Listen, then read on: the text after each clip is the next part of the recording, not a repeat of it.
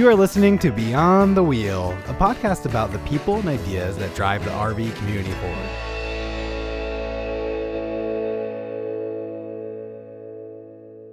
Looking to get out there and stay out there? Battleborn Batteries lithium-ion batteries are here to power your RV, marine, and off-grid adventures.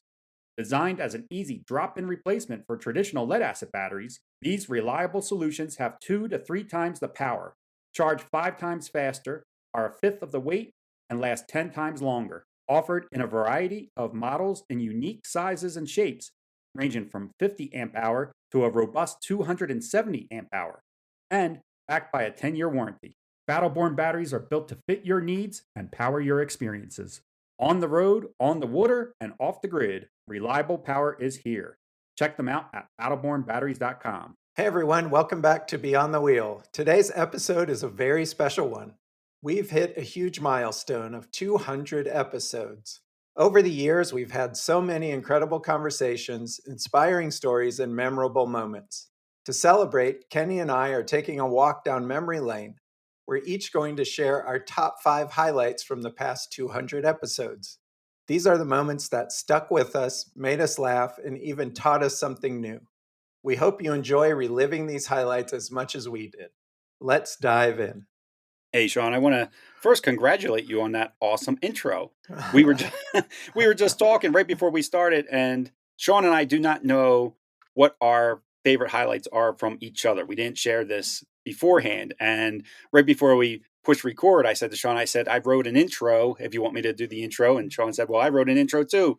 And I said, well, you do your intro and I'll do an outro. And that was perfect, Sean. That was great. That's good. I'm glad it worked. You make mine sound terrible. Now I'm glad we didn't use mine. It's with the great help of AI. That's nice. AI has been very helpful. So yeah, let's get started and let's talk about some of our favorite moments. I'm going to go first, and Sean did the intro there, and I'm going to go back to the very early part of our shows. I would say this was within our first year, and it was the interview that we did with the KOA CEO Toby O'Rourke. And I know I've brought this episode up in the past before because it really is one of my most fondest memories of the podcast. We were at the RVX show in Salt Lake City, and we just literally sat down on the floor to record this episode. But I also want to add, since our podcast is like a behind the scenes look of the RV industry, I wanted to share a little bit more of what maybe makes this episode so special. A little behind the scenes of our podcast here is when we have a guest on the show, we typically send them the questions in advance. That might be a spoiler for some people out there, but this allows the guest to look over those questions, and it kind of helps put them at ease when we're about to ask those questions of them on the show. And it also provides a little bit of a guideline of what they can expect out of the show. When we sat down, though, with Toby from KOA, Sean and I had no prepared questions for her. It was like completely on the fly on both ends. So Sean and I didn't really know what we were going to ask her. We weren't even sure if she would agree to sit down with us. And she did. So yeah, we were, I would say, just as unprepared as she was. But if you go back and listen to that episode, I don't think you would ever know it. I mean, she answered every question without hesitation. And she had a lot of good information about the company and how it's ran and what they were even looking for in the future. And at the time, Toby had just become the CEO of the companies. Their prior CEO had stepped down. What do you think, Sean? Maybe CEO for a month or two? Yeah, a month. I think a month. Month.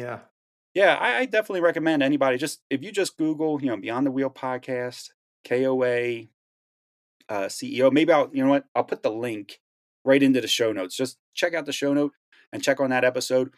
It's about a 30-minute episode, and she did great, and I'm going to pat us on the back, Sean. I think we did great, too, for being so impromptu, live event, people walking around, distractions, everything. It's definitely one of my highlights. I like that one, too. In fact, this could be a very short episode, Kenny, because that was my number 5, was sitting down with Toby O'Rourke from KOA when she was a new CEO. And I liked it because I think you sort of said it, that we just sort of had a conversation with her. It wasn't really an interview. We just more like because you said we'd had no idea that she was actually going to sit down with us. And I also think it's a good one because there were people just like walking all around us. We were Hmm. just really just sitting on the floor in the middle of the KOA booth. We didn't even have good equipment for being mobile like that. We basically just used my laptop and a couple of microphones, You're right. and we made it happen. I mean, it had to be our first within our first 50 episodes, I think, easily. Easily. Yep. It's early on. It is early on. Yeah. And I don't know when the last time you listened to the show, Sean, but I listened to it today. You have great questions in that episode. You're asking her questions like what I would consider tough questions on the fly. You asked her about affordability for families to go camping. KOA isn't really known as the cheapest option. Mhm. And you also asked her about, the future of camping. And, this was back in 2019 when we were just starting to get into that boom and everybody started camping, and you were asking her about the growth of the franchise and including new campground, and she had answers for everything. Like you said, she was new, but she seemed like she had been the CEO for a long, long time. Yeah, and she's still the CEO right now, so now she does have a couple years under her belt. I really enjoyed that one too because we're big KOA fans like you are, and you know what you get when you go to a KOA. So I really enjoyed that episode. Yeah. Kenny, I'm just going to jump to my number 4, and that was the podcast we did in the Battleborn/Dragonfly studios with Truckhouse. So we did two actually. We did one with Truckhouse, and then we also sat down with Dennis and Sean, who was at the time CEO and COO of Dragonfly Energy. Yeah, we actually knocked out two episodes while we were there. And you're right, Sean. I kind of forgot about that episode, but that was cool. We might have different experiences of it, but I thought that was pretty cool. Where the guys from Truckhouse came, that's a company that's also located in Nevada, so they weren't too far. They came to the Battleborn or Dragonfly Energy studio. Like Dragonfly Energy has a studio, and we had cameras on us, like very professional Yeah, very, cameras, very mics. professional. We're used to kind of like setting everything up on our own. And Tyler and his crew was there, and they were setting up the mics and cameras for every. I mean, all we had to do was kind of sit down and do the show. We didn't have to worry about audio levels or anything like that. I felt like we were big time. Yeah, yeah, it was really cool, and that the lighting and the staging of the chairs and all that. It was just, yeah, you feel like you're sort of a real media star when you're doing that, doing an Yes, interview like that. star's a good word because I was thinking celebrity. I mean, they even brought us like snacks. They brought us snacks and drinks and took us out to lunch. We even had a little green room in there where we could go. I think I Right. had to get on my computer and do something, and they had a little side room there that we could use. Yeah, it just felt really nice, I guess, to be there. And I think we were had to be one of the first people outside of Dragonfly to do anything in that studio. So Yeah, I think we were in that studio shortly after it was built, so we had to be other than Dragonfly. I'm Sean, I'm not even sure if they used it for anything, but I think they did. I think they did tell us about a project that they worked there. But yeah, I think we were the first outsiders to use that studio. It was great. it was the studio that Tyler used when he had his other company to do some filming for the Emmy award winning movies that he has. Yeah. And that's probably why it felt kind of like an elevated experience too, because Tyler does have Emmys behind him. He is certainly professional. But correct me if I'm wrong, Sean, and maybe I am wrong. Like Battleborn Batteries obviously is a sponsor of this show, but for like that trip, they even paid for like our airfare to fly out there. I think they paid for our hotel rooms, right? Or am I wrong about that? Yeah, I think you're right. They did. I forget the whole reason why even originally went out there. It was to do some interviewing, though, I'm pretty sure. It was. You know what, Sean? I think we were out there, believe it or not, for our 100th episode. And That's we right. Interviewed Dennis and Sean for our 100th episode. and while we were there, they said, "Hey, why don't you interview the Truckhouse guys down the road from us because they're building this brand new camper and they're using Dragonfly and Battleborn batteries in their camp." Yeah, we were there for the 100th episode. Oh, that's funny that you brought it up.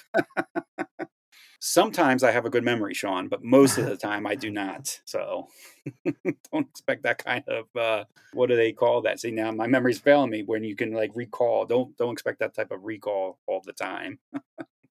All right, I guess I'll go to my number 4, and that is, Sean and I have been invited to the FMCA conventions to do live events, and this might be cheating a little bit because we usually record about 4 episodes while we're there, and I'm not counted as 1.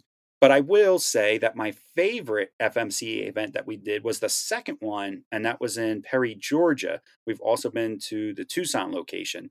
And the reason being I really enjoyed that. I mean, we always have great guests when we're there with FMCA, but I really enjoyed the property of that Perry, Georgia. I thought the property was really nice. The pond, Sean, you and I were able to park almost next to each other, I believe, or maybe Next to even each next to each other. other. Yeah, Yeah. next to each other. We had the dogs with us, and we were able to walk them around the pond. We enjoyed the shows, and I think there was like the piano player at night. It was a they had a bar. I really enjoy all those FMCA conventions, but that second one, for whatever reason, stands out a little bit more than the other ones. And we even did like an extra step on that second one at Perry, Georgia, because we walked around, if you remember, oh boy, man, I can't remember his name, but from the Rev group, and we did the tours on video of some of their RVs. And then we walked around with, I can't remember her name now either, but the girl from National Indoor RV Center. And we did video tours with some of the RVs that they brought. So it was more than just us doing like the episodes. We kind of got to participate a little bit extra throughout the week. And I thought that was a really special time for us and for FMCA working together. Yeah, I enjoyed the Perry, Georgia one.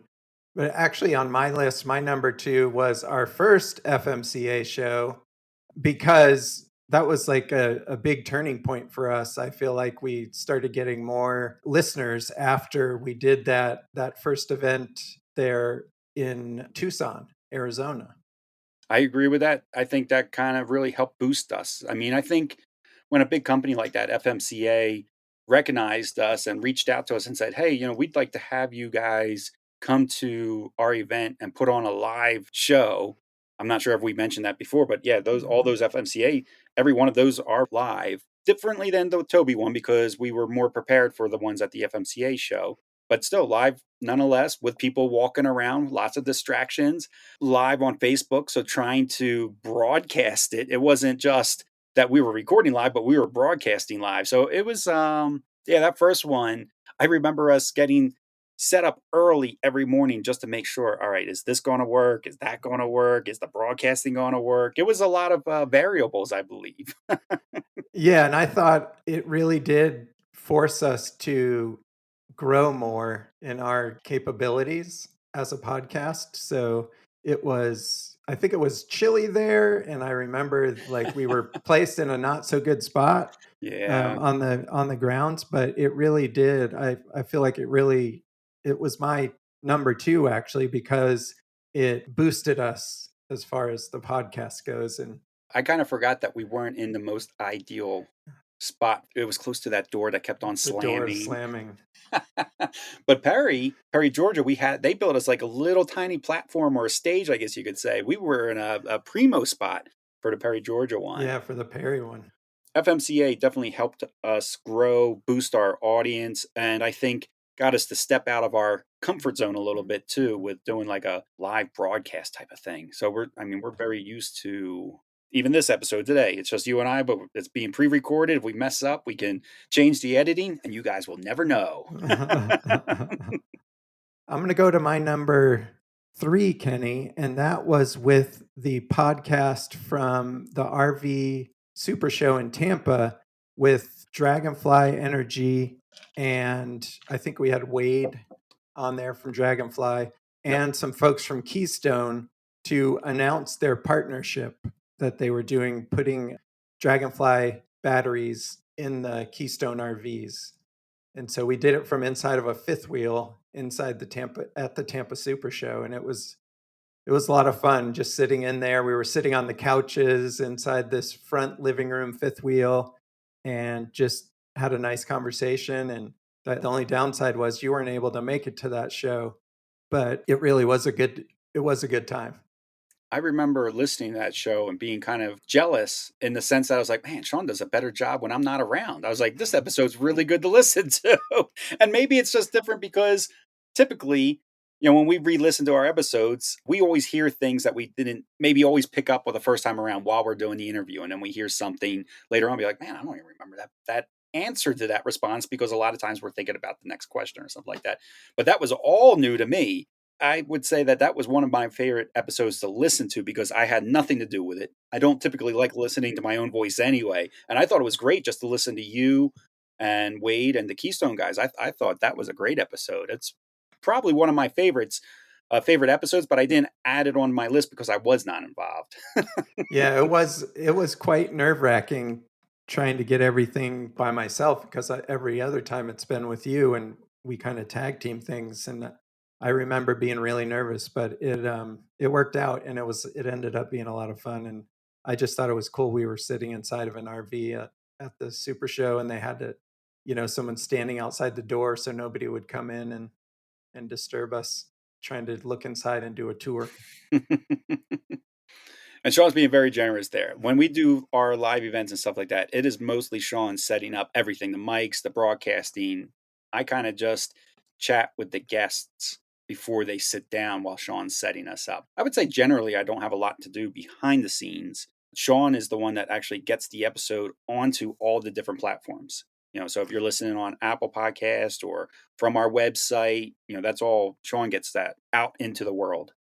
But talking to the guests to put them at ease is kind of an important part before we record, and I'm not really good at that, so that's why I'm that's why we're good at this together, I guess. Yeah, we make a good team. I'm a pretty chatty person, so it's easy for me to chat with somebody, I would say for the most part. All right. Well, I don't know what number I'm on, Sean. Am I also on number 3? I suppose so. Yeah, number 3. Yep. All right, and I'm going to go with Scott Lengel. And the first time Scott came on was with Adventure Genie. Scott's the CEO of Adventure Genie, and I really enjoyed that interview. This was back in August of 2023, and I feel like this was at a time when AI has been around for a long time, but I feel like that's when AI was really starting to get in the news. There was like that video of Will Smith eating spaghetti and things like that. Scott came on and I thought he did a great job of answering questions, even the ones that where people are like concerned. Like we had some questions for him about people that are maybe uneasy with the idea of AI, and he was very gracious with his answers. He didn't shy away from any answers. He didn't ask us to remove any questions or anything like that. Like he just took all everything that we threw at him, and I just feel like one, that was a very educational episode for me because at the time, and I would say I probably still don't really understand AI all that well, but it was great to get an inside look of what AI can do from somebody that's actually creating AI and programming and stuff like that. And Adventure Genie is really doing well. Scott, I think, has been on the show now 3 times. That's just how much we liked them. It's just how much we enjoyed having him on the show. And that company has expanded. They're working with other companies now with fantasy RV tours. They're working with Spot Tonight and they're working with rental companies. Like they really took that idea and I mean, in 2 years have really exploded. I really like that behind the scenes of AI and how it works, and also that we got him on so early. I don't even think his company was 6 months into the business, and he was willing to come on and talk about it. So I really enjoyed that interview with Scott. All of the episodes with Scott, I think, were good because he's so well spoken. Yeah, he's a good Like speaker. you never really put him on the spot. Like he always knows what to say, no matter what the Hmm. question is, which I think is really good. Yeah, and if you go to shows, I don't know if this is still the case. Like if you go to an FMCA show or a Winnebago rally or something like that, where the vendors are present, it's Scott that you're talking to. I don't know if that's still the case, but it was all the way up to just a few months ago. So hopefully that's still the case. He's really good talking with people. Yeah, the other thing two more things I liked about our interviews with Scott. One is he RVs a lot. So he Hmm. understands what the pain points are for RVers, and I think he expresses that well. And second, as an RVer, we always look to people like the CEO of KOA, like we talked about before, and the CEO of Fantasy RV Tours, as like these kind of like OG big time RV people. And as he's working with them, he is so like complimentary of them, and almost seems like a kid Yeah. that is happy to be working with such popular people in the RV field. Yeah, yeah, I think he even mentioned how nervous he was to approach some of these companies because they are giants compared to his company that had just, 2 years, 3 years now, but at the time, had just started. Yeah, he's a good guy. He's fun to talk with. What about your number two, Kenny? Since mine was the first FMCA show that Oh, we already discussed. okay, so my number 2 is, the interview that we did with Brett Davis, and Brett Davis is the CEO of the National Indoor RV Center, and what I enjoyed about that was that Brett was very transparent on the show. We sometimes we'll get guests and they're kinda maybe nervous about what they should or shouldn't say, and then, the episode goes through a review, and sometimes it needs to be changing.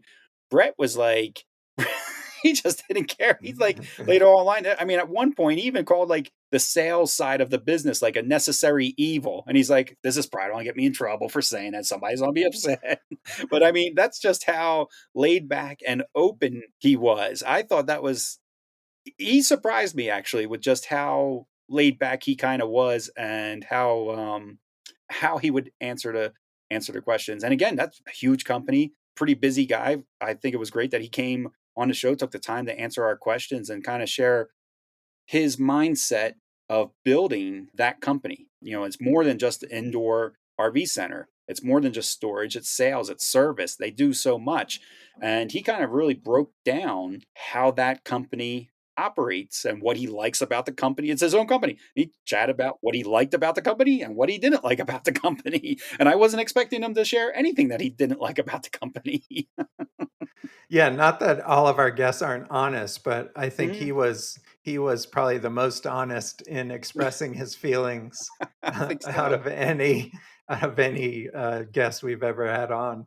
Yeah, all of our guests are honest. I don't think anybody comes on the show because they're trying to hide something, but he did surprise me with some of his answers. And again, that episode will be down in the show notes. You should go check it out with Brett and get an idea of what we're talking about here. And you'll hear just like in his voice, like he's very natural, I would say. Like he was just talking to like his friends almost. Even though he didn't really know us all that well.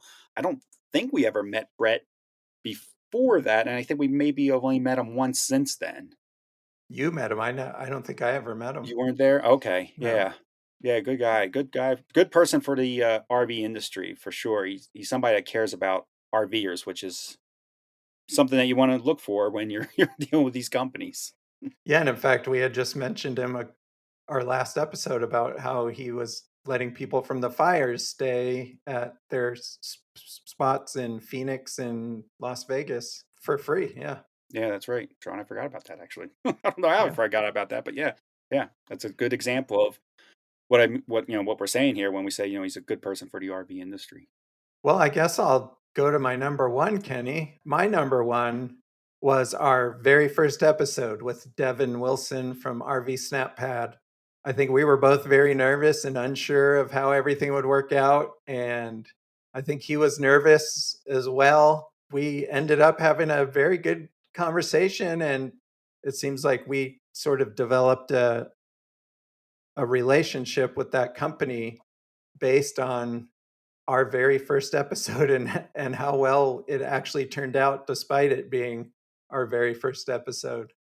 Yeah, when we interviewed him and you went and edited it and I listened to it, I knew we were onto something. Like when I went back and listened to that episode and we heard about how they dealt with the materials and how they were getting recycled materials and the process for that and that they were a Canadian company but the US was their main market. I was like, this is really what we envisioned, like a real behind the scenes look of the industry. And I was like, man, this is perfect. We knocked our very first episode, we knocked it out of the park, I felt like. But I do remember being incredibly nervous. I remember sweating during that interview thinking, oh, I'm going to sound like I don't know what I'm talking about. I'm going to sound immature because I am immature. And I just remember having a lot of nervousness going into that episode. I wasn't, I was worried about maybe cutting people off when they're speaking, all kinds of weird nervousness that doesn't happen anymore, luckily. But I Mm. remember, I would say I was probably like that probably for our first 5 episodes. Like you said, it was our first time even working together. I hadn't even seen you in person since we talked about the idea of doing the podcast. So it was amazing that we were able to pull it off. Yeah, you know what, Sean? I didn't think about that, but you are right. We only had met in person one time before that. And then after that, everything was just phone call or email about putting the show together. You were traveling full time. I was traveling full time. There was no way that we were going to like intersect again. In fact, we might not have even seen each other in person probably for another year. Yeah, it was quite a long time. Yeah, you're right. I didn't really think about that. It wasn't like we were able to form. I wouldn't say that we have online personalities compared to offline personalities. I think, well, you answer this one, Sean. Am I more talkative on here or more talkative on the phone? Oh, you're more talkative on the phone for sure, I Am think. I? See, I feel Yeah. like I'm pretty talkative on the show, but I do talk a lot in my in the real world too. So I don't feel like we have developed online personalities. I feel like our personalities here are the same as if you would meet us on the Exact street. same. Yeah. Yeah, even if you met us, like, at a Walmart or something like that, then, it wouldn't even have to be a camping type of scenario. But Yeah, yeah. but I think we had recorded maybe 1 or 2 episodes before we released one, Mhm. and we had no idea if it was gonna work out or not, Yeah. and it ended up working, and actually with SnapPad, we ended up doing stuff outside of the podcast with them, and Yep. for the first time, it went really well. I think the companies and the guests that we have on the show, I think sometimes they're nervous to come on the show, but then once they do it, they're very appreciative of how the show is operated. We're not a gotcha type of episode. We're not trying to trip anybody up. We're trying to highlight companies that are in the RV industry that we think are doing good for the RV industry. We often build relationships with these companies afterwards. They're happy to see us when they see us at a show and they call us over and we chat. They sometimes give us like free merchandise, cups and shirts and stuff like that. So yeah, I think they're always very happy to see us again, and they're happy that they participated in the show, even though they're a little nervous to come on the show. I agree 100% with that. My next favorite show, and I don't really know if I had these in any order, but I guess this would be my number one, was the interview that we did with Seth Smith. And Seth Smith is one of the founders of a company called Mind Over Land, and it's a nonprofit organization. He came on to kind of explain how they're able to offer to take veterans out overlanding for a weekend at no charge to the veterans. The trip even includes pretty much everything they need: the food, vehicle, even if they need it, and the idea of the organization is kind of to get veterans out enjoying the outdoors and kind of a sense of community. I don't know if this is the right way to think about it, but I always think, oh, they're trying to get them to enjoy the outdoors without being shot at, maybe. I don't know. Because a lot of them have, maybe, I don't know how you're a veteran, Sean. Maybe you have a better sense for this, but to get acclimated back out into the world after maybe you served in wartime, maybe you're not very trusting of people. Maybe it's difficult for you to try to find community or build community. And this company or this organization, I guess I should call them, nonprofit organization, does just that. Helps get these guys and girls back into the world, enjoying community, enjoying the outdoors. Yeah, and I think there's a couple pieces to that, Kenny. And one of them is when you're in the military, particularly in the Army. I would say I was in the Army and the Air Force. So when I was in the Army, some of your closest relationships are built when you're out in what we call when you're out in the field. You may not be in combat, you may be like in a training situation or doing some type of operation where you're away from everything else and you're out in the field, typically living in a tent or in your vehicle or something like that. And you develop really close relationships with people out there because they're all you have out there, essentially. Mm. I think that outdoor piece is where good relationships are formed. when you're in the military, and you're placing all your trust in those other people that are out there.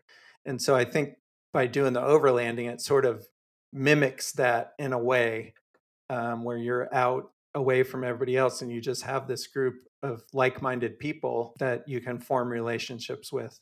The other thing is, I agree with what you said, that a lot of times, particularly with combat veterans, you do lose a lot of trust in outside people. So, Mm. like being out in the community and stuff, it's if you've been deployed into a combat environment, sometimes it's really hard to feel safe.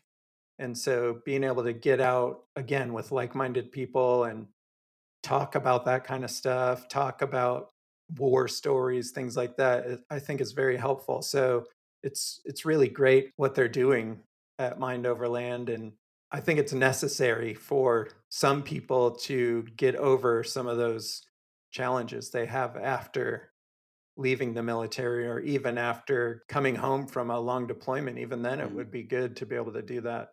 Yeah, talking with Seth and the organization and stuff like that. Again, building relations from the show. I know Mind Over Land is an organization that now Sabrina and I, we do whatever we can to support. We've donated money to them. We've also bought shirts from them and hats from them. We're very appreciative of our military, and we're very appreciative of this program that Seth and his other co-founders put together. I think it's a great organization. I'm not gonna put you on the spot, Sean. I would love for you to go out on one of these trips with them and report of how it goes.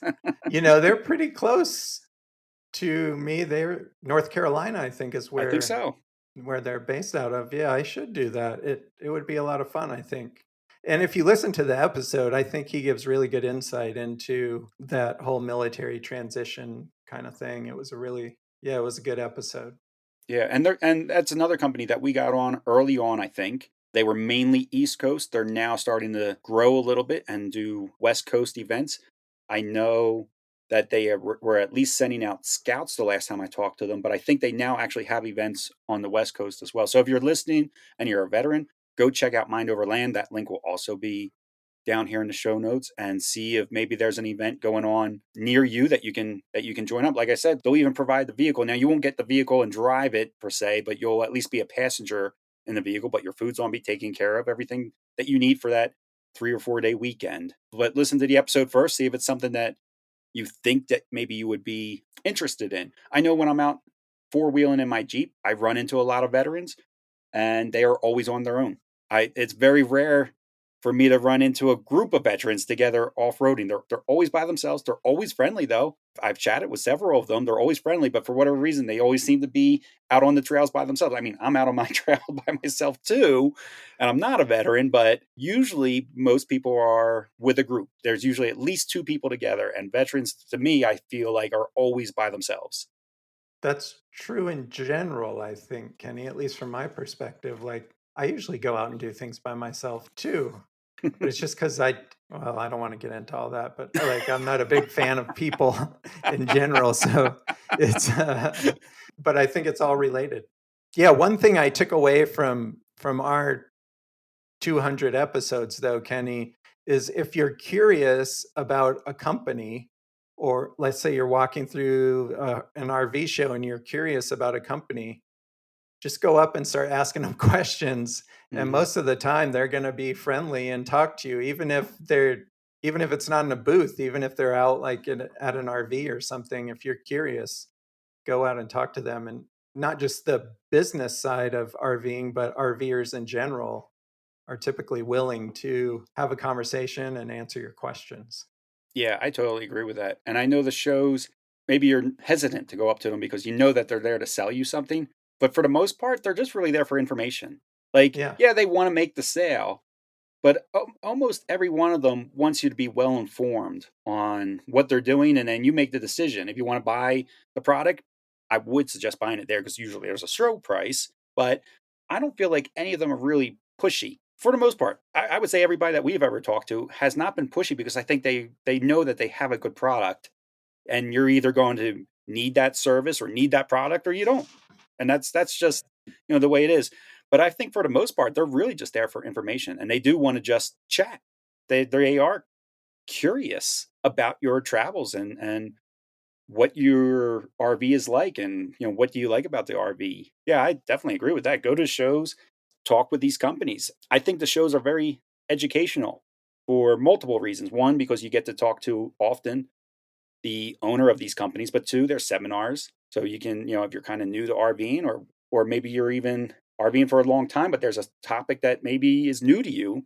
Usually the seminars are great because you're learning from somebody that has experience in that topic. So yeah, the moral of the story is get out and Yeah. do more. And I will say that because of all these companies' friendliness, I mean, we wouldn't have a show if it wasn't for their friendliness and willingness to talk, Yeah. not just about their product, but a lot of times we go off on tangents Yeah. and Yeah. maybe stuff that doesn't make it into the episode because we are trying to highlight these companies, but oftentimes we're talking for 30 minutes before and after the show Hmm. about different things. And so without the companies willing to do that, we wouldn't have a podcast. Yeah, for sure. I did have a couple backups, Sean. I'll mention one.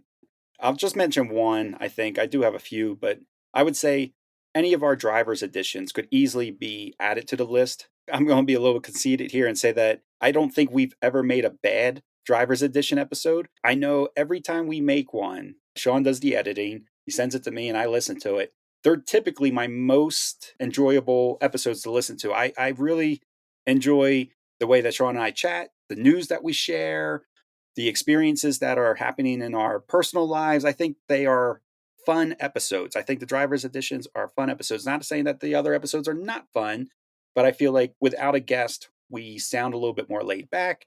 It's just the two of us chatting, just like we do almost every day anyway. Yeah, exactly. That's what I was going to say. It's just like any conversation we have on any given day. Yeah, it might be RV focused with the driver's edition. Yeah, it's just really enjoyable for me to go back and listen to those driver's editions, and they're easily some of my favorite episodes right there. Yeah, and we try to keep those on a regular schedule Yeah. so that we're not just having guest after guest. We try to do those driver's editions on a regular basis. Yeah, yeah, we like them, and hopefully, you guys like to hear what's going on in our lives. I know we talk about past trips that we've done. I mean, this last one I talked about driving in the bad weather, the wind, everything. So we try to make the driver's editions, I think, a little bit more personal, but also include a little bit of the RV news that's going on too that we are interested in. So hopefully, you guys like them too. But I think that's everything. But before we go, I really want to just thank, or Sean and I would really want to thank each and every one of you for coming along on this journey. 200 episodes, I would say, is probably not an easy task, but it has felt easy-ish because the community is so welcoming and easy to chat with. It has been great for us to be able to get these guests to share these stories with you, and without your support, we wouldn't be able to do this. I also want to take a moment and thank Battleborn Batteries. Battleborn Batteries has been financially supporting the show since episode 3, I want to say. I mean, it was like really early on. We pitched this idea to them. They really liked the idea, and they said, "Yeah, we want to support you guys." And they have been supporting us since the very first year, and they continue to support us each year. They sponsor every single episode they have sponsored. They haven't missed one. And then Wholesale Warranties also sponsors us, and they have been a guest on the show as well. So go back and check out some of the Wholesale Warranty episodes. Wholesale Warranties is a company, if you're looking to extend your factory warranty, give Wholesale Warranties a call or email and find out what plans and how they can support you and your travels. But that's everything that we got for this episode of our 200th, man, 200 Beyond the Wheel podcast episodes. Take care, everybody. Safe travels, and we will catch you next time. Looking to get out there and stay out there? Battleborn Batteries lithium-ion batteries are here to power your RV, marine, and off-grid adventures.